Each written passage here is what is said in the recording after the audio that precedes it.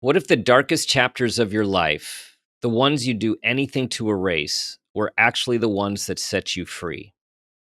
Today on Make It a Great One, I sit down with writer and artist John Guillemette, whose extraordinary journey to creative rebirth reminds us that paradoxes shape us more than perfection ever could. This conversation is about art, healing, and the courage to live inside contradiction. Enjoy the show.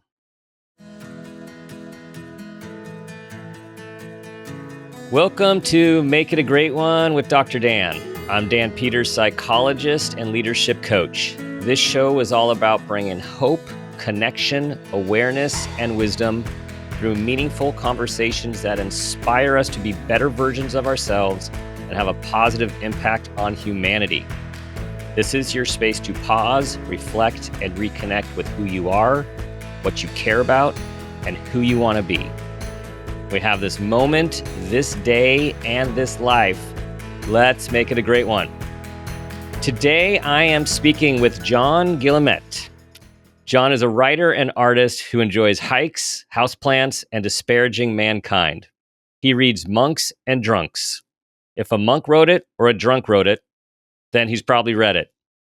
His satire has appeared in Little Old Lady Comedy, and his stories have been published in The Wild Word, Book of Matches, and Long River Review, where he received the Edward Way Teal Award for nature writing. He is the illustrator of the new book, Gina School, It's Not What They Teach You, It's What They Learn, written by esteemed and award-winning author, professor, and scholar, Gina Barreca. John lives in New Haven, Connecticut, with all of his beautiful plants. John, welcome to the show. Awesome. Thank you, Dr. Dan, for having me. Yes, all 103 of these beautiful plants. Wait, 103, is that an exact match of the wisdom, the number of wisdom Wow. drops and Oh my God. illustrations that is in the book? It literally is, and I did not know that. I actually just did a little inventory count because when winter hits, I bring some of my plants that have been outside on the porch in, and that's when I do the count, tally up, make sure everybody's here. Sometimes plants are big and they need to be split. Other times squirrels dig through the soil and plant doesn't make it. So that's when I do my new inventory, and that's pretty cool. That 103, same as the lessons in the book. I didn't catch that, but thank you for pointing it So out. a theme that continues to show up on the show is serendipity. It shows up, it's showing up regularly, and let's just call that another one of these serendipitous moments of meaning, of meaning. Um, I have so much that I want to talk to you about with your wonderful and beautiful mind, which I have been diving into through your art and your writing. Um, and where I want to start, I want to go back a little bit because I found myself wondering, what were you like as a child? Oh, what was I like as a child? Oh, great question. I would say maybe rambunctious, adventurous, but brooding often. Little kid, you know, uh, big thoughts, a big intention to be an artist, but before I knew what that meant, really. I mean, I like to draw. I like to think. I like to work with ideas. Um, you know, Picasso famously said that every child's an artist, and it's the hard part is remaining an artist as Mhm. you grow older. So um, I would say like middle school, high school, I was rebelling a lot because arts they weren't given much time in the day. I would have to kind of divert myself into all these channels that I knew. Um, I was willing to learn science, arithmetic, English, all these things.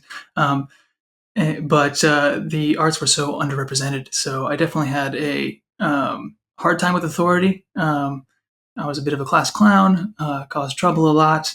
But there's been a tenderness and a curiosity behind all that that was certainly present from my youngest years as a kid, being very outdoorsy, taking on senses of responsibility in the environment around me, and cleaning brooks so that the water could flow clearly, Mm. and catching frogs, and just engaging with the natural world. But then always returning home to draw about it, or to write about it, or to record my experience in some way. Mm. So well articulated. I there's just there's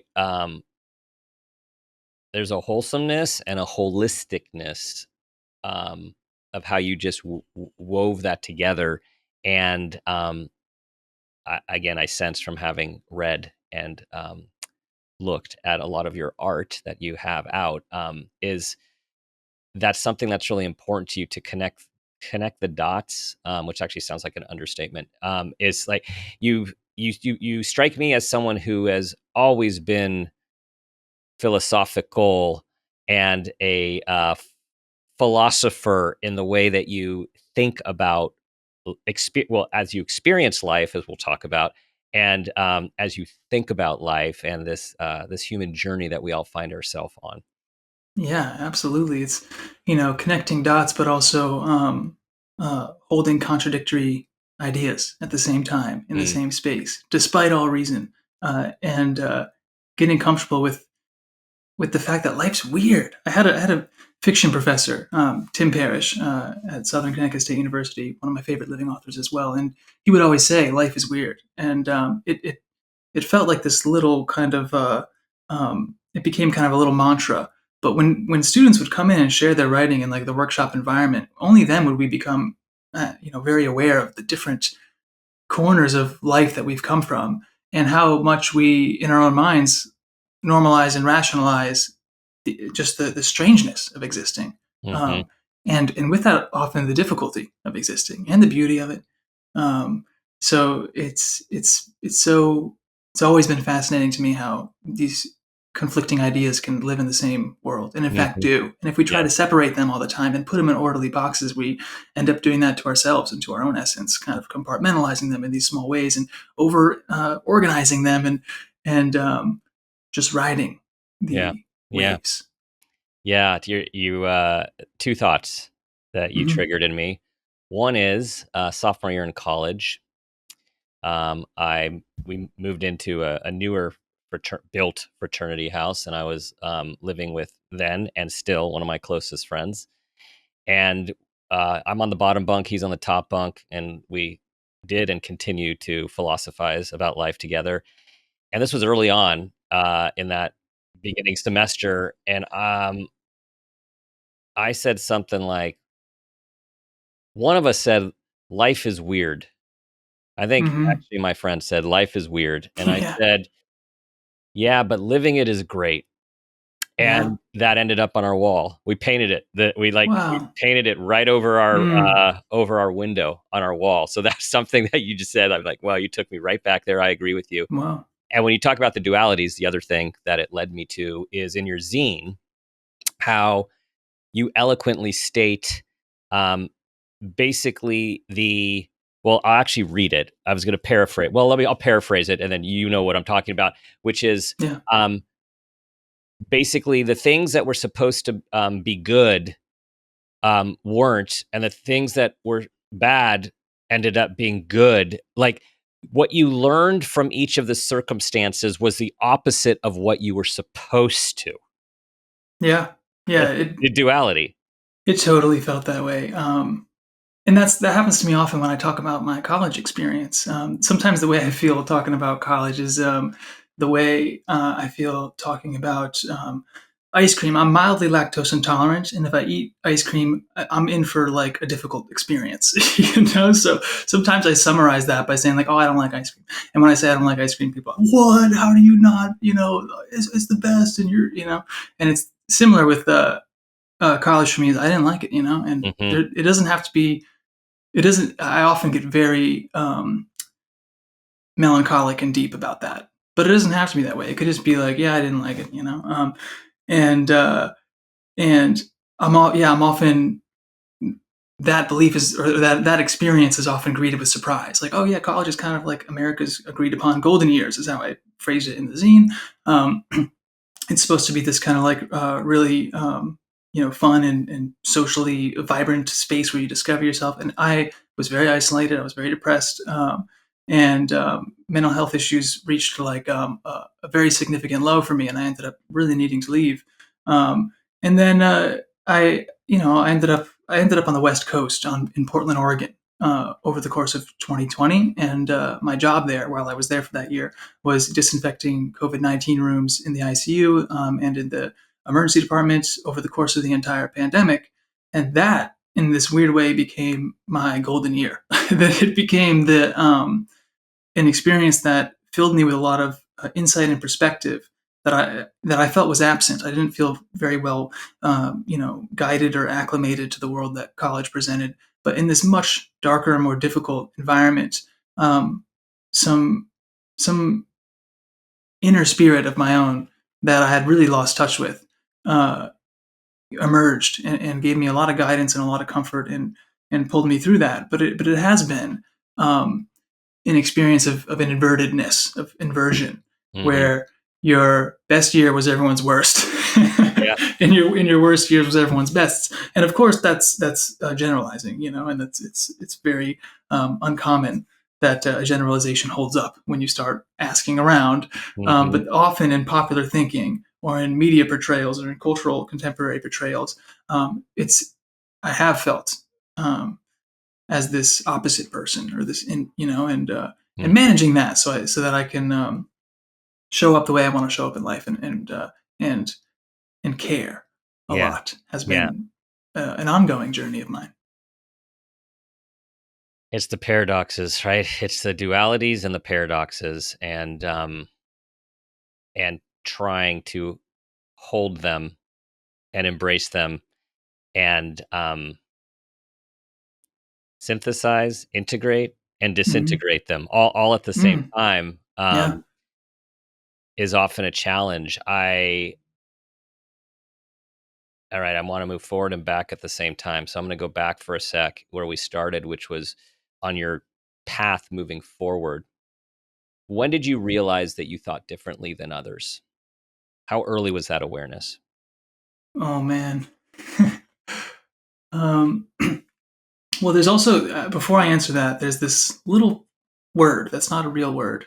It was coined in John Koenig's Compendium of Obscure Sorrows, and he makes up words to describe emotions that don't quite exist. And one of them is sonder, and sonder is the sudden realization that everybody is living a life as vivid and complex as your own. So I try to hold that when I answer a question like this because Mm, I learned at a very early age that I thought different. But at the same time, I want to hold space for the truth that everybody thinks different and has different moments in their lives where they felt that way. I don't want to exceptionalize myself, if that makes sense. But I noticed as soon as, um, it was a coming of age thing. And I think the main reason was I knew there were certain things I wanted to do. I wanted to be an artist. I wanted to um, uh, draw mostly, and I wanted to think, and that wasn't a very practical. I grew up in a town that had a lot of vocation, and then a lot of it was kind of a big gap. There's a huge portion of the town that was vocational workers, and they learned trades and worked at farms, and then another portion in kind of the beautiful Litchfield Hills that worked some sort of internet dependent corporate position of some kind or administrative position, and and here I was wanting to be an artist, and there was no galleries really nearby. There were arts organizations were few and far between. It wasn't a walkable or bikeable cultural hub in any way, so it was hard to kind of get around. And I think I noticed I thought differently when my priorities seemed to be inverted from my host institutions, my high school, and eventually my university as well.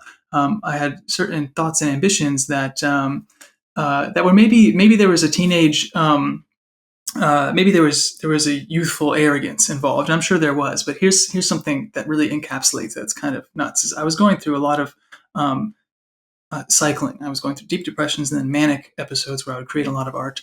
And one of the symptoms that kept being written by these psychologists or psychiatrists in many instances in my treatment plan was grandiose thinking.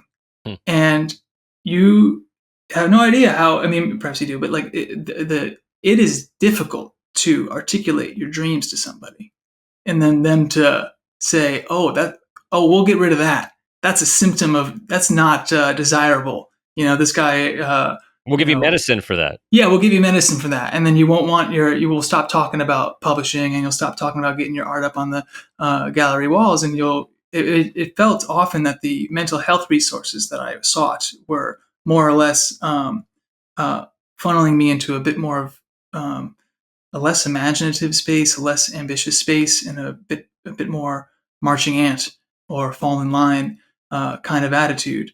And I find myself looking back pretty upset and pretty sure that there was psychiatric malpractice, and pretty frustrated on all the medicines I was on during these like formative years that are pretty important. You're coming of age, you're growing up, you're going to college. To have like 10 oscillating medications involved in that is a really unfair experience. And I get all mad about Hmm. American psychiatry. I'm like, this sucks, and all these doctors got to go away. And then I talked to somebody else who was like, oh, my medicine is really helping, and Hmm. I felt that way. And then I got a nice doctor and a medicine that worked. So Hmm. again, with the generalizing, it's often still have some frustration and anger. To be honest, I just got some anger Yeah. about when you're young and you rely on others to care for you, and then in hindsight, you find that there was harm being done. But even from that, you can't generalize any sort of a moral Yes. or a lesson or a how to proceed. It just Yeah. falls into the the paradox. It falls into the Hmm. pile of contradictions that is life. There it is, right there. Mhm. The pile of contradictions that is life. Um, Relapse of a recovering ego addict. You're taking this on. It's a big piece of work. A Mhm. complex comic illustrated memoir, with both satire, lots of thought. Of course, I was able to see what you have put out on your website, and I know you next year, 2026, you are planning on working on that and making even more strides. Yeah. Um, the main character sounds a lot like some of your own experiences, just guessing. And Yeah. related to what you're saying, I got the flavor of like the classic "One Flew Over the Cuckoo's Nest." Like, who's the crazy one here, right? Like, Yeah. who? Oh yeah. And I just sense that you have had some of that experience inside some of the treatment facilities. But of course, we're all walking in this world that we're trying to make sense of it as well, of like what's sane, what's rational. And it seems like your writing and your art is the way that you work through, make sense of, and put stuff out to the world for all to contemplate as well. Yeah, I mean, I would say that's true. I've always felt that artists are archivists of their own lives, and you know, you should never throw out. If anyone is making art and is jaded at their progress or their portfolio, don't throw it out. I've been there. To be honest, I've had like John Baldessari, a conceptual artist, had a famous project, cremation project, where he cremated all of his work, and I've had that level of agitation, and I've before kind of destroyed huge swaths of my own work, and now I'm very careful, and whatever had survived those earlier destruction efforts, it's very important to keep those things. You can see your growth, and I find that we all have phones in our pockets. We all have social media at our fingertips, and there's such a demand to participate in that. And I will tell you right now that somebody's camera roll or somebody's Instagram feed is 2% as honest as an artist's sketchbook. There is no filtering that goes on. What an artist or a writer puts into their own work and their material is a true benchmark of where they're at in life. And to be able to look back on that, stretching as far back as when we can pick up a pencil, is a tremendous gift to have. Um, so it's absolutely a way for me to uh, self-explore.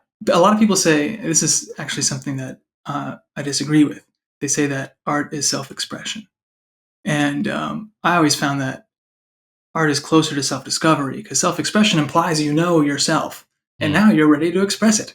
Self-discovery acknowledges that kind of in the classic philosophical question of nature or nurture and the essential self and the who are you, is that you don't know and you don't necessarily need to know, and you're questing and you're discovering more and more each day, and I sometimes it can be a bit of an echo chamber, and I've gotten um, super existentialist about it, and I've been very hurt and wounded, and my own little belief at this point is that art can also, it threatens to swallow you in some ways. And one of the few sentences that survived in my draft of Relapse of a Recovering Ego Addict to this day is a sentence that says, uh, "Art saved my life, but it also spent 6 years trying to kill me." Uh, and then I write, but I can't prove that without defining art, and everybody hates it when I do that. So, but um, I believe that we can. Art is in some way self-indulgent, and you're looking into yourself so deeply, into your soul so deeply, and your emotions, your feelings, your minds. And then I think the thing that saves that from being kind of like a narcissistic, self-indulgent thing is extrapolating your findings and landing back at that place of Sonder. Everybody is living a life as vivid and complex as this. Maybe not in the same ways. Their paradoxes might be different. Their difficulties might be rearranged in some way. But if you can emerge from your self-exploration with insight that doesn't apply to just you, but touches that common humanity, and you look around and you start to see yourself in everybody, then that spiritual aspect of art comes in. That's the side that saved my life. The other side was the Right. nefarious side. Sonder. Mm-hmm. Yeah. Yes, I know. I know some who would definitely agree with your experience of art as both Mm-hmm. saving you and trying to kill you at the same time, right? It's like creation is not for the faint-hearted, and those that are driven to create don't have a choice. It's it's Yeah. it's a drive, right? Yeah. It's not something that you can turn off. Absolutely. And I had the privilege of being a GA, a graduate assistant at Southern Connecticut State University for 6 semesters in an arts administration program. And artists would sometimes ask the question, "How do I know I'm an artist?" Or "How do I know I'm a writer?" And somewhat cheekily, I would reply, "First, try being anything else." And if you find you can't do it, and that there's um, and sometimes making art is painful, but if you find that not making art is even more painful than making art, then I'm afraid you have no choice but to persevere Mhm. and to be an artist and to acknowledge that as part of your identity. But I couldn't agree more. Yeah. You're you're an example of one way of looking at it is the windy road, in school, out of school, back in school, Mm-hmm. masters, right? I mean, like, Yeah. um, and I love the windy road. One of the things that COVID has done for many people, and especially many people of your generation and your generation when you were going through COVID, and the kids before, students before, Mm-hmm. younger, is that timelines were really thrown off. And it's Yeah. in that case, it was really helpful and healthy for so many who are just pushed on this conveyor belt of Oh yeah. timelines and milestones that many don't even follow developmental markers. They don't. They're societal norms that are often outdated, Mm-hmm. based on a lot of economics. And so tell us, like, we have listeners of all ages, like, Mm-hmm. so there are those that are raising young people, there are those that are on their own journey, and there are those that are just wondering, like, what, now looking back on the road that you took, what were the takeaways, what are the recommendations for looking at this system that we're all in, and trying to look at it individually with Sonder Yeah. for each individual. Totally. I mean, I guess the takeaway is there are no rules. And it's really hard to feel that way when you're in a very insular environment where everyone around you is insisting there are rules. Mainly I didn't want to go to UConn. I wanted to go to an art school, and I applied to a lot. I applied to a bunch of art schools. I got into all of them, some of the top art schools in the country. I got waitlisted from RISD. That's my one bone to pick with the process. But anyway, in the end of all that, I couldn't. They were laughably expensive. They had amazing programs and cool professors, but it wasn't something I would um, be able to do. So I went to my public university at UConn, and I knew pretty instantly that I would need to drop out. Um, uh, and I waited until my junior year, and I don't have any regrets about anything. It all happened as it was supposed to. But the advice I would give to students is if the environment's unpleasant for you, leave. So you really don't owe anybody an explanation. And again, insular environments. Maybe your parents and your guidance counselors. Maybe you've been led to believe you owe a lot of people explanations. In hindsight, you will realize you owe nobody any explanations. To parents, I would say uh, if it's hard to do, but let your kid lead the life that they want to lead versus not necessarily the life you want to lead or wished you had led, but rather than applying your insight into what they need. Let them come to you with questions. I mean, my dad was very insistent on me staying at UConn. During that time, I called him often with desires to leave, and uh, and and he really wanted me to remain. And I can understand it was out of such a place of love and care and good intention. He wanted me to be employable. He didn't want me to, suffer in any way. Uh, what was funny to me is that I ended up dropping out and working as a janitor in a hospital, being paid $90 a day to do the nation's most dangerous work, and at the time. And so in some way, all this effort to prevent me from just hyperbolically, like the symbol of go to school or else you'll be a janitor, or go to school or else you'll be a fry cook or whatever. There's kind of these quintessential jobs that are disparaged in the common mind, and and for fear that I would suffer, that experience in some way, he really pushed me to go through school, and it was just one of those funny moments where it was my destiny to be a janitor, and it was life changing for me. I loved it. What it did is it exposed me to. Over the course of the pandemic, a lot of people were ill, some were dying, many were facing their mortality, and nurses and doctors were at their limit, and they were encouraged to speed up everything.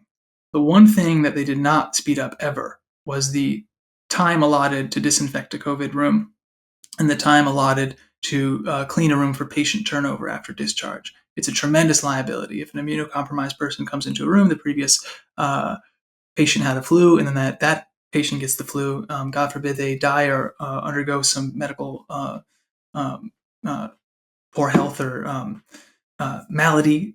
It's a big legal risk. So we were instructed to spend 45 minutes, in each room, and to be, my Maslow's hierarchy of needs was taken down to this level of food, shelter, Yeah. and a part of that was really difficult, but a part of that was like, phew, I can handle food and shelter. Like I couldn't, like the community intimacy, specifically self-actualization. I was just drowning in those upper pyramids, and to be returned to the basics, and then to be in these rooms with people who were just so obviously less fortunate than me.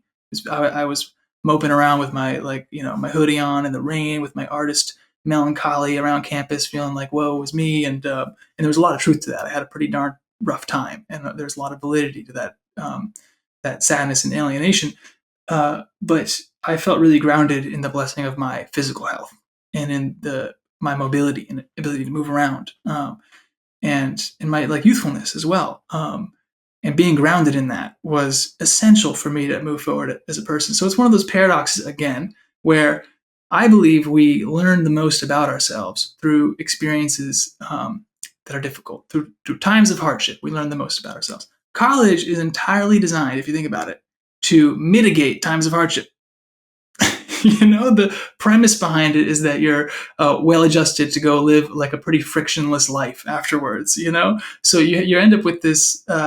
When people say it's a time to discover yourself, it's almost a little Friedrich Nietzsche in me, where I'm like, sprinkle a little despair on the situation, throw a little calamity in there. This is too. It's a bubble, Right. and if Right. you and your efforts to protect, ends up shielding young people from experiences that might not be easy, but that through which they'll like learn a whole bunch about themselves. Totally. So it's Totally. terrifying. Must be Yeah. terrifying as a parent to send your kid out to the wolves, so to speak. And of course, don't put them in any like serious danger or harm. But experiencing something difficult is not necessarily bad. Yes. Yes. And like the message for everyone that you are saying, that is my experience, is there are so many ways of doing this. There's so many ways of finding our way. And as you point out, like there are no rules. And another way of looking at that for some who are thinking like, oh, yes, there are, is, well, we got to like look at the rules, at least like look at the Yeah. rules and like see if Yeah. they make sense and what are Mm-hmm. the consequences of not following the rules. These are all things that we're needing to be thinking about on a daily basis, as we this as individuals and as a collective, as we are navigating this current time that we're all living in. It's to really think and to really ask and to really question, um, Yeah. and that's healthy. Yeah. Oh, so true.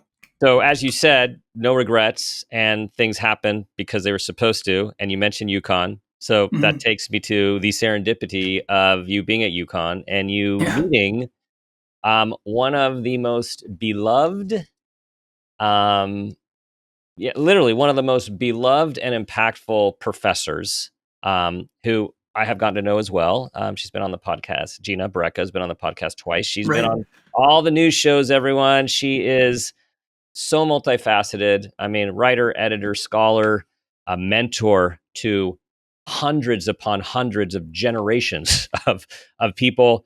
She's been on the news shows. Feminist, theorist, activist, comedian, all of it. Expert on Mm-hmm. laughter and humor.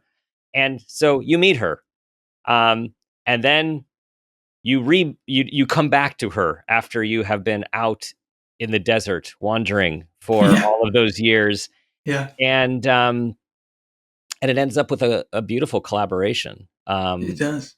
So say a little bit about that experience and how this all came together. Totally. And that's, I mean, back to contradictions. I went back to school um, because I had, I cleaned 3,000 toilets in a hospital, and I was like, maybe I should get that degree everyone's been talking about, and I chose, I got a general studies degree. Um, and so, yeah, I mean, it's just funny to kind of come back to campus to have such a negative opinion of place. Oh, this place sucks. And then turn a corner and meet Gina Barreca. And then boom, all your all the kind of what I was carrying about preconceived notions about what UConn would offer me. I felt very much as though I was there for the most practical reason: get a general studies degree to advance my employability. And then I meet somebody who's just a firecracker of humor and inspiration and gift and talent. And I took a class with her, and in that class, I feel as though I found my people, I found my niche, because I would say I don't want to paint college as a negative experience. It's more so that you got to find your people and then you'll have a good time. And I found my people like last semester, second time around. It would have been different or cool to have Mhm. located that sooner, but nonetheless, I found it. And I'm in touch with a lot of those peers to this day. And Gina and I are still very close, obviously. We created a book together. But when I first met her was when I was about to drop out, and it was a difficult time. I had gone to the mental health services a lot on campus. I felt myself kind of just socially alienated and living in these really tight dorms that had a very localized hyper masculine toxic culture. Like, and other maybe other dorms and other floors weren't that way, but mine certainly was. And it was it was difficult, and more or less, uh, I was diagnosed with bipolar disorder, and in hindsight, I believe I was misdiagnosed with bipolar disorder, and certain environmental stressors were causing in me symptoms that would appear as though perhaps I had that Mhm. really difficult diagnoses, and I want to really validate those who have it and deal with it on a regular basis, and for whom it didn't go away. Mhm. So that was Mhm. my tip off that Yeah. that I was misdiagnosed. But the I was kind of channeled through this kind of large psychiatric organ to have a lot of medication on my plate, and one of those medications was amphetamines, was Adderall. It was extremely addictive for me, and it was my quickest mode to enter one of these manic phases. Yeah, not generally given for people who are thought to have a manic aspect to them. Yeah, yeah. I gotta say, I don't know. Yeah, Mm. I have a lot of like just total shock and fury because the when I looked into the various medicines I was on, back to contradictions. A lot of them were paradoxes for each other Right. at the same time. So I was on an antipsychotic at the same time as an amphetamine. That's a weird situation to be in. Um, so I was in this just really kind of alarming manic state where I would make these large mixed media paintings, some of which maybe I'll show you in a second. Yeah, yeah. I'd make these huge paintings, like one every 3 days, and then I would like uh, open up Ableton and make a concept album in a weekend, and then write a novel. And I wrote a novel in 4 days, and it was total garbage. It was kind of this manic spewing and uncontrolled. I wasn't sleeping a lot, and I very arrogantly, but also there's a lot of obviously other factors involved. I knocked on Gina Barreca's door. It was my junior year. It would be 2 weeks from when I dropped out, and I walked in with this manuscript that I had really just kind of written in a manic burst, with this hope to get it published. Oh, what do I need to connect me with your agent? It was such an arrogance, but most arrogance comes from most pridefulness comes from a sense of shame or vulnerability. And in hindsight, what I was trying to do was go over the heads of my peers and appeal to a higher social authority. I could, what was I going to do? Be likable, and uh, that's too difficult. It somehow construed in my artistic mind that it would be the easiest way to feel included would be to go over the heads of this kind of day-to-day socializing and appeal to the national spotlight in some way. Write an awesome book, throw it on the bestsellers list. Why not? Why not? Yeah. All this manic tension kind of coming out towards that goal. And Gina Barreca took me down like 12 pegs in 5 seconds. It was awesome. It was exactly what I needed. She was like, okay, so take that manuscript, put it in the garbage, and who do you read? She asked me who I read. And I said back, I don't read. I only write, which is the telltale sign you're dealing with a novice, someone unwilling to be aware and study the canon that came before them. And then she said, "What makes your stuff worth reading?" And I said, "Well, I almost died once." Was my twice actually.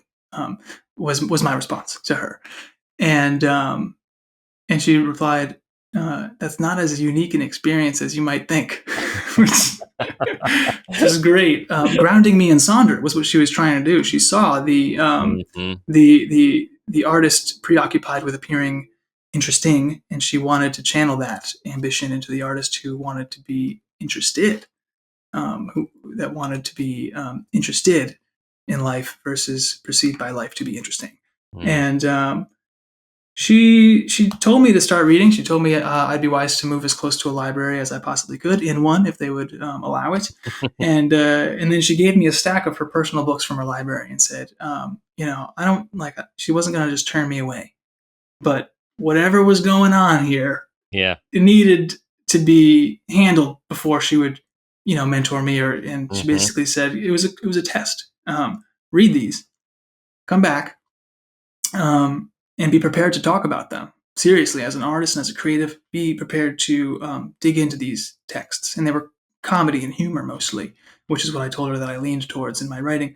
Um, and I said, verbally, I said, okay, sounds good. In my head, I was like, Yeah. Hell no. hell no. Yeah. that's Yeah. that's what nerds do. I left feeling very defiant. And then I dropped out, and things got a lot more difficult for me after that. I was interned in a psych ward that was very abusive to me for some time, and then I went to a rehabilitation center after that, and then eventually I just fled the state. Connecticut carried too much pain for me, and that was when I washed up in Portland, Oregon, in time for the pandemic to hit. Yeah. Yeah. And one another kind of inversion or kind of paradox here is that one of the things that had a weirdly positive effect on me was losing my health insurance, which is a horrible thing for anybody to have to undergo, especially in a time of uncertainty like a pandemic. Certainly, while it was happening, I felt terrified. Here I am, 6 years, or maybe probably not, probably 5 years into like regular medicine. Um, and when I left the state, because I was on state insurance, I lost my state insurance. And I couldn't be on Oregon's equivalent of state insurance until I had proved residency there for, I think, 2 years or something. So I just arrived realizing that, I was uninsured. And when I went to go refill my medicine, it would have bankrupted me in 1 second. Right. So I was, and again, a lot of people's medicine helps them. A lot of people have good doctors. Everybody needs health insurance. For whatever reason, my situation was I didn't have very good doctors, and I was on a lot of medicines I didn't need to be on. So this kind of terrible insurance gap kind of forced a detox of these various chemicals. And Wow. I couldn't afford to be under the influence of them anymore. And what was wild is, as I felt like I came out of a slow, I felt like I came out of a haze very slowly. And when I looked behind, I was like, wow, um, you know, Mhm. I, I felt as though doctors in certain situations were more dangerous drug dealers than maybe your kind of uh, quintessential mugshot of a Mhm. hooded man in an alleyway. I started feeling all this indignation, and I was a couple weeks away from starting at the hospital. I had applied to 140 jobs. I had gotten two: Amazon warehouse and ICU disinfectant janitor, and I chose the latter. And I chose the latter for a number of reasons, but one was that healthcare would be reinstated pretty well in a pretty comprehensive plan from this hospital. Um, but once I started work, I never went to a doctor. I never returned to my regiment. I abandoned psychiatry entirely, Wow. That is something. and I started reading a lot of non-Western philosophy, a Yeah. lot of Taoism, a lot of Buddhism, and my levels just came down, and I was in a very calm stasis. And I was told that that wouldn't be possible for me because I Right. had bipolar disorder. Right. That is wow, there is so much in there. Um, Yeah. there is so much in there, and, it's remarkable. It's, m much there's a lot of the misfortune and, of the system and the lack of care, and the overdiagnosis and the mismanagement and the overmedication, as you suggest, and for so many who get good care and get medication that changes and saves their lives. Oh It's yeah. remarkable as well. So I Oh appreciate, yeah. that we're talking about both sides. What I want to, Oh, it so is. what I am thinking about as you chose in the middle of the pandemic, chose to disinfect while you are detoxing from lots and heavy duty psychotropic medications. It took me right back to old school Karate Kid, Mr. Miyagi telling Danny, Mm. wax on, wax off, Oh yeah. wax on, wax off. It's a And great you were metaphor. in this like meditative, in a sense, state of being in the present moment, doing tangible important acts and just focusing on that present. I know your mind would still do what your mind does. And the other literary character reminds me of in The Brothers K, a newer take on Dostoevsky's The Brothers Karamazov. There we go. Hmm. One of the brothers comes back from the war traumatized, not speaking. Mm. Because of his moral, he was very devout and religious, and he had to do and see things that he could not fathom. And he built wood burning stoves over and over and over every single day without Yeah. speaking until he recovered. Like Yeah. he restabilized. So there is something about this Hmm. methodical, focused, purposeful action that I wonder helped get you back. 100%. They used to give us these sheets that on it said steps of care. And it was just the order of operations from which to clean a room. Like you wouldn't want to mop the floor and then dust the vents because you would dislodge a bunch of dust that would land on your newly mopped floor. So the steps of care would say Mm-hmm. first, you dust the vents. It's the first thing you do, and then you take the sheets off the bed, and then you take out all the trash in the bio bins, and then you wipe down the high touch surfaces and finish with a mop, whatever. But to have a clear list of things to make a space better, Mm-hmm. um, and order to follow them in, I started to feel like I could treat myself that way. Mm-hmm. I could treat my body that way, and I could treat my space that way, and my things and my plants that way.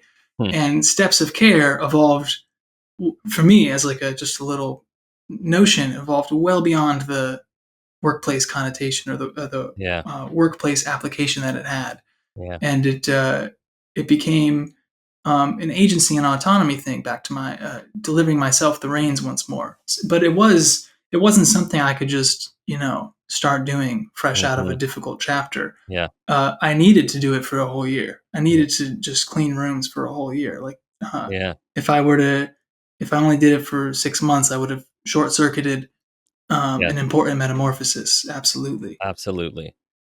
All right. I'm gonna have to fast forward us now Mm, because I want to get to this latest piece of work and I want to look at some of your work before we go. right. So the fast forward is for everyone back the new and improved, wise, disinfected Yeah, that's a great word. uh, John returns and to Gina and takes a class. This is really to find your people, found your people, found a mentor.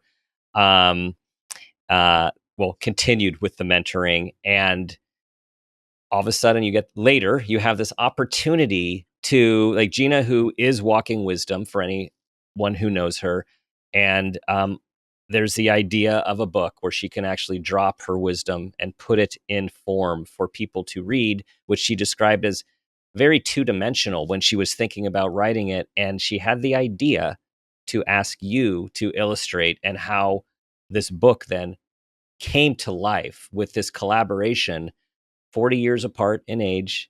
Hmm. Um, and having read it, it is a piece of art. Yeah, thank you so much. I mean, absolutely, that was kind of I don't know, the hero's journey. Yeah. The conclusion of the hero's journey is the hero bears a gift. And in some ways, this is kind of that bow on that experience for me. When I returned, um, the first thing I did when I re-enrolled at UConn was request Gina's office hours. Um, I popped in. I had read the books she lent me. I had put them in a neat stack. There was, I don't know, 7 books, and I returned them. And I was like, I read the books. And she was like, "You're not a very fast reader, are you?" Having taken all that time, and what was I said, hey, I'm actually I want to. The first time I came in, I recognized very arrogantly I demanded something, and believe it or not, maybe I haven't learned as much as I'm here to ask a favor once more. Can I take your class? And to be a general studies student, you're actually restricted to entry-level classes. It's a non-specialized degree. You just need to hit a credit threshold. So I was taking all these 1,000 level classes, and I really wasn't feeling like I could really get into a topic too deeply or into a subject very deeply. I wasn't so challenged. So to ask Gina, who has a waiting list for her epic class on writing for publishing, um, that usually, pulls from high level English students to take a Well, chance and sorry, not. look how much you've grown from demanding to talk to her publisher to you're actually going to enroll in a class Yeah, to learn how to write yeah, for publishing. I mean, like right there, so it's symbolic. true. Yeah, yeah, yeah. It's so symbolic, and I was there to be interested versus to appear interesting this time around. There was humility and curiosity, and I I knew I was in the presence of somebody who had a lot of wisdom to share, not only wisdom in life but wisdom of craft and wisdom of industry. So I wanted to take that class so bad, and when she said yes, I really felt like I won't let you down. Like I had felt for a while that I wanted a shot or a chance, an arena in which to prove myself, and and she kind of gave me that. So uh, every time I turn something in, I put in a lot of effort, and I also put in a tremendous amount of effort into replying constructively and supportively to my peers' work. And I think that latter part actually caught Gina's attention a little more was a generosity to engage on the level of aesthetic and creativity with other people's work and to have a really invested interest in that work maturing and growing stronger and developing layers and we were a strong cohort and and a couple of those early pieces were published. I had two short pieces published, and then my first kind of maybe more major publication was a personal essay called When Treading Water Above a Bottomless Pit, um, published with Long River Review, won the Edwin Way Teal Award. And that was also in and around the guidance of Gina that could bring that project. And all that I learned on how to revise went into that and brought it to fruition. So we just had a really great time where we were engaging in the present moment on a shared passion without expectation, besides to soak it all in that moment. So yeah, a couple months after graduating, we meet just to see how things are going. I'm enrolling in an MFA program for creative writing at Southern. I'm about to accept a position as a GA. I'm very excited for the opportunity to guide undergraduates. Having been through what I went through, if somebody came in like totally disheveled, like having I felt like it was not possible to scare me. Yeah, Someone could come in just the most disturbed and unhappy, and it wouldn't deter me at all. And I would just be, I was excited to be in a different position where I could offer even something as small as an assignment extension from a place of compassion and yeah, understanding. I was really looking forward to all the ways I was going to involve myself in college and academia with a new perspective. And she asked if I would be willing to illustrate this. And when I read it, I felt like it was an amazing way, when I read the manuscript, an amazing way to stay in touch with Gina's essential uh, morsels of wisdom that she would often deliver in class, and that I had, uh, really become keen on absorbing during that final semester at UConn. So I always say that I have a Bachelor in General Studies. It's a BGS. I always tell people it might as well be a Bachelor in Gina School. nice. There it is. There it is. Because There's the book. Yeah, yeah, there's the book there, and the ability to work on it with her was like super fun. We went back and forth a lot. I think she was kind of impressed at the level of uh, professionalism I exhibited as a young person. She would yeah, sometimes be afraid of hurting my feelings when she said this, wasn't working or whatever. But I was always excited for the stronger work yet to come. yeah. Every time we needed to hit the drawing board, it was an opportunity to improve the work and end in a place that we were all happier Yeah. with. Uh, And then so for those who are not watching and are listening, John is showing the artwork. So if you want to head over to YouTube, you can see it. And what is a piece that I want to describe to everyone is that there are 103 different pieces of wisdom, and sometimes there's 3 pages, 2 to 3 pages of art per each wisdom drop, right? yeah, So it's very heavy.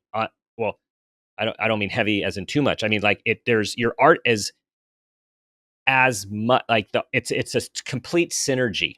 Yeah. I mean, it's a true collaboration. Yeah. So Yeah. like, just in industry terms, if a book says, illustrated by John Guillemette, um, then that would mean that I was assigned the subject matter. Draw this, draw that, draw this like this. This one is artwork by John Guillemette, and Gina really trusts in me. She would say basically, go crazy, and so often we would come together with each one and kind of and go back and forth and work it through and come up with something better. But she really gave me authorship over the images to pair with her amazing authorship of the words, and it made such a synergy. And it was a beautiful and tremendously valuable process for us both. You stated in that joint article interview that you had, there's really no substitute for authentic human creative collaboration. And I know contextually we're talking about AI, and that's a theme that we're often talking about. And I loved what you said, which is AI can't do this. AI can only reach behind into the archives. It's a formidable machine. Don't get me wrong. In a split second, it canvasses everything recorded by the human species. There's no faster and more comprehensive way to mass reference everything that has already been done. But that which does not yet exist is not part of its reference bank. It cannot midwife anything original. The artist's mind is a womb synthesizing vision and history, future and past. AI has only one of these ingredients at its disposal. Yeah, yeah. People ask me if I feel as an artist threatened by AI in any way, and I don't for that reason.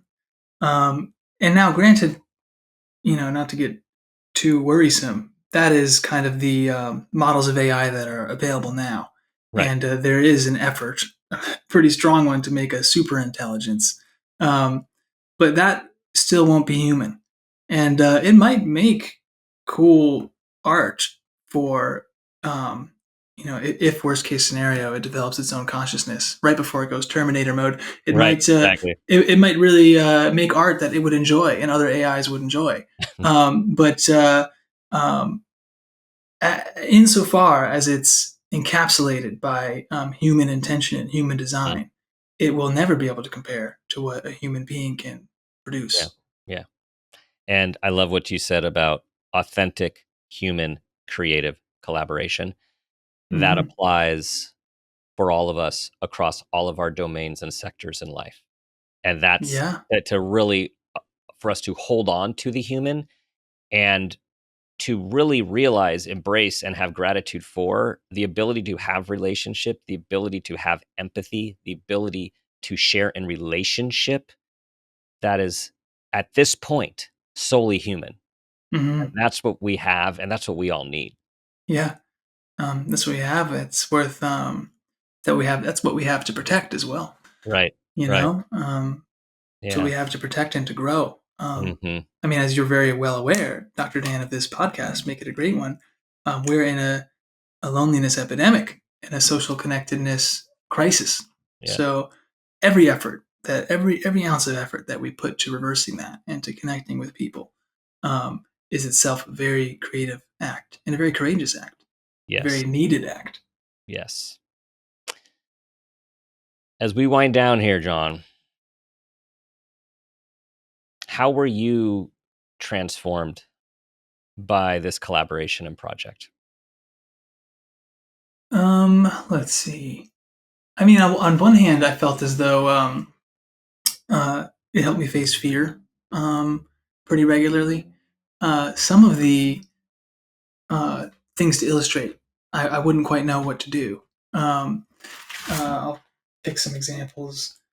And I mean, the great one that I love is this one, number 47, and it speaks to the age gap as well and Hmm. the distance of generations. Number 47, it says nobody is older than Norma Desmond. Norma Desmond being the antagonist of Sunset Boulevard, a woman who ages out of Hollywood and then becomes kind of this uh, uh, villainous character, and she's only 50 years old, and it really bespeaks a lot of the industry and whatnot. But I didn't know anything about Norma Desmond. That movie came out, a couple decades before I arrived here. So how to illustrate something like that, and to send things out and to educate myself, but then send things out that I knew would need to be tweaked, and to do that without, here's the key. This is because I don't mind hitting the drawing board. I can do that all day long, but to do it without sending a caveat along with it, a disclaimer along with it. It's easy in writing and in art to say something, to send something in and be like, well, if I had more time, or if I knew what to do about this, or I like the line weight, but I'm not sure about the subject matter. You're putting a little bulletproof vest around your artistic offering, and you're putting too much kind of context around it, and that could it can influence the feedback. So someone would end up replying to the preface to the work more than to the work itself. So the thing to do when working in a collaboration like this is to, write what you're going to write, draw what you're going to draw, and hand it to your collaborator and just say, I hope you like it as much as I do. And that's it. And then in their creative interaction with it, in their own authentic experience with it, you might find that some of the things that you thought were misses were actually hits. You also might find that some of the things you thought were hits were misses. The paradox. But you'll never the paradox. Oh, always. But you'll never get that raw, honest feedback unless you're willing to just send your work out naked and afraid. And that goes for drawing, but also for publishing when you're sending things to literary journals. And I'll say it never stops being frightening, but you learn to carry bravery along with that fear. And I'm looking for specifically one of the Gina School spreads that speaks to that. It might take me just a little second. All right, here it is, number 55. Life infused with courage doesn't rule out life laced with fear. Brave and scared walk arm in arm. And the illustration are these two chess knights in front of the pawn line on a chessboard. So one of the cool things about this project was these lessons applied to Gina and I as we made it. Right. So those consistent reminders as we worked with the material, it was a kind of a prolonged meditation on the essence of what the material was trying to share, which is why we love the book so much. It's very near and dear to our hearts. Yeah, everyone. It's it is the kind that you keep handy in all the places of the house. It's on the coffee table. It's great in the bathroom. It's literally everywhere because there's just a piece that you pick up every single time. You could just piece and take one or two. And they are also their mini meditations in a sense too. I just thought of that as I'm really it's contemplative. It's very contemplated, and it has John's art, which leads you to the concept or makes you think about the concept, and for me, stretches you in the concept. And it's both simple and complex at the same time, back to our paradoxes. Oh, yeah. And so it's beautiful. Congratulations on this piece. Thank you. On your journey. Your beautiful plants. For those who aren't also watching, the plants are beautiful, and they I can sense the energy that they bring you. Yeah, thank you, Dan. Yeah. What do you vision? What's your vision at this point for you on your journey? I would say it's the graphic memoir Relapse of a Recovering Ego Addict. I'm really excited to talk about all that more, kind of expounding on a lot of what we discussed today, and also kind of pulling a curtain back on an industry that people think's gone. Like the psych ward that I was at was like something out of a 1950s sanitarium. It was one flew over the cuckoo's nest. Yeah, exactly. And then you're like, whoa, I thought it was 2020s. I thought we had evolved beyond this kind of very rudimentary treatment plans. But a part of me is really feeling centered and excited to delve into that difficult material. And I'm setting aside the year to really dig into it. But in the meantime, I made a little zine, and Yeah. it's called Statement. I like it. Here, it's right here. There it is. Um, Yes. and I print this around. I print this and I hand it around town. I've got these little like single panel cartoons in the style of the New Yorker, just humoristic and keep my spirit high. I make those. I print those out. I make little comics, and I found that on one hand, writing, drawing, and publishing is a great way to reach the unknown audience, the masses, that amorphic Yes. everyone. But Yes. also on this small level of just printing and handing it to your friends, it's a wonderful way to build community. Yes. I live in New Haven, Connecticut. The arts scene here is very vibrant, and I just love being the guy with cartoons in his bag to Yeah. hand out, and to Yeah. accept cartoons and comics from other artists doing a similar thing. And it's just a good way to meet and make friends. I think there's a bit of a myth that writing or drawing are very solitude. Mm, Uh, they're activities one does in solitude, and then therefore yeah. they can be isolating. And that doesn't have to be the case. So No. what's next for me is big projects that will require some kind of set aside time and contemplation and solitude, but then a whole bunch of fun drawings and life drawings and cartoons that I could share with my immediate community, with my neighbors and my friends. So that's what's Aw- next. Awesome. Awesome.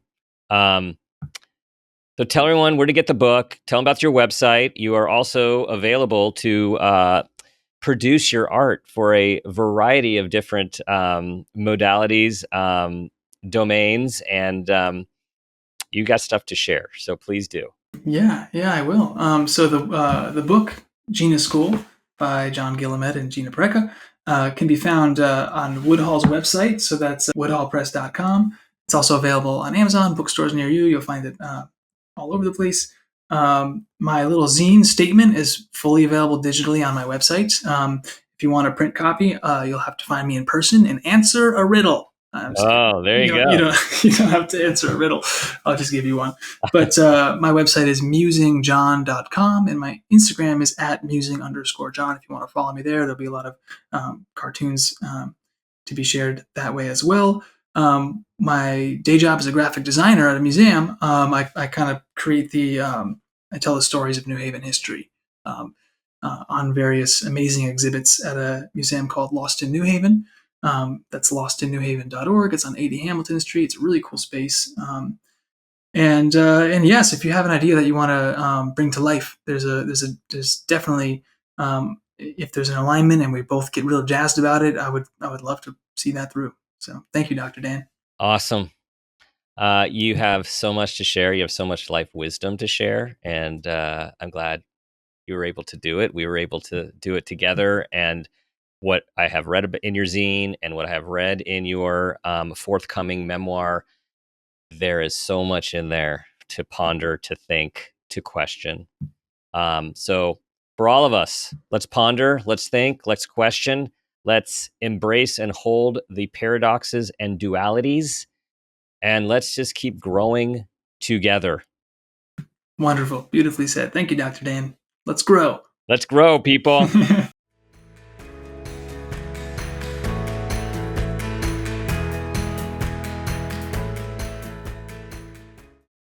John has a beautiful heart, mind, and soul, and you can hear it and feel it by being in conversation with him.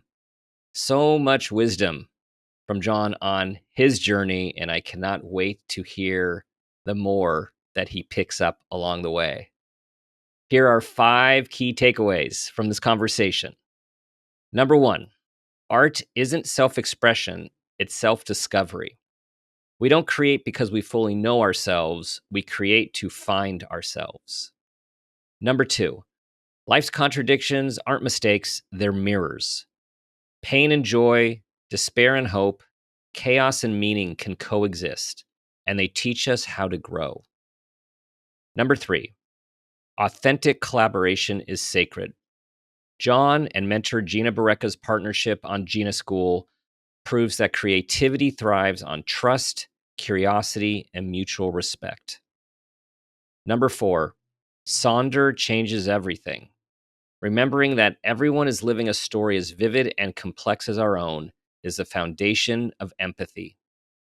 And number 5, there are no rules, only lessons. Sometimes dropping out, starting over, or cleaning 3,000 hospital rooms becomes the winding path to purpose. What a journey! A journey we are all on. We all have our own journey. That is what Sonder is. So embrace your journey, see where it takes you, and remember, every day is a new day. Thank you for being a part of this community, part of this show, for sharing these conversations with those you think will benefit, and for your 5-star reviews. Remember, we have a new free growth path quiz designed to tell you your growth type, your strengths, your challenges, and your growth edges to lead you to individualized resources to help you along your growth journey. We have this moment, this day, and this life. Let's make it a great one. This has been a Peters and Rossi production. Make It a Great One with Dr. Dan is produced by Laura Rossi. Our engineer is Phil Rossi. Theme music is Uplifting Folk by Awesome Music. Artwork by Kelly Dwyer. Follow us on social media at Dr. Dan Peters. For more information, visit drdanpeters.com.